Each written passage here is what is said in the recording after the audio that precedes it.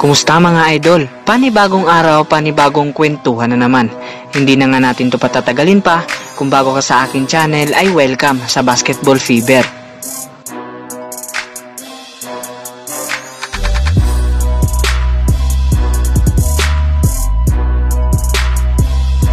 Ngayon nga ay pag-uusapan natin ang bali-balitang hindi na daw mapapasama si Terence Romeo sa lineup ng Gilas Pilipinas sa 5th window kontra powerhouse team na Iran.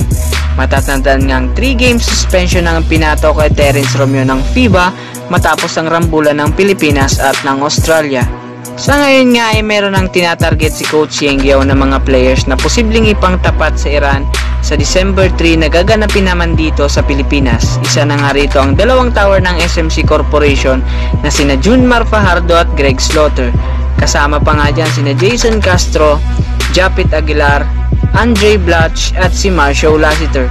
Ngunit marami pa nga ang nagsasabing hindi na daw isasama si Terence Romeo sa lineup ng Gilas Pilipinas.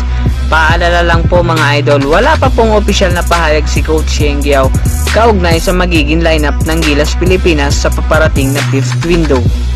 Si Terence Romeo nga ay medyo veteran na rin sa pagdating sa mga international games, particularly sa mga FIBA games. Malaki na nga ang naiambag nito sa ating Gilas Pilipinas. Maliban nga dito ay isa rin ito sa nagpapaangat at talagang nagpupursiging manalo ang national team. Well mga idol, para nga sa akin ay malaki pa rin ang maiaambag ni Terence Romeo sa ating national team. Unti-unti na nang nai-improve nito ang pagiging team player matapos lumipat ng kupunan mga idol. Iba pa rin ang aura ng Team Pilipinas kapag andyan si Terence Romeo.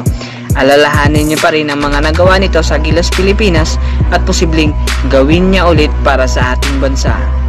Yun nga ang video natin ngayon mga idol para sa inyo.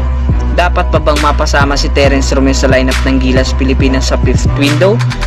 Isulat lamang inyong komento sa ibaba at babasahin natin yan isa-isa.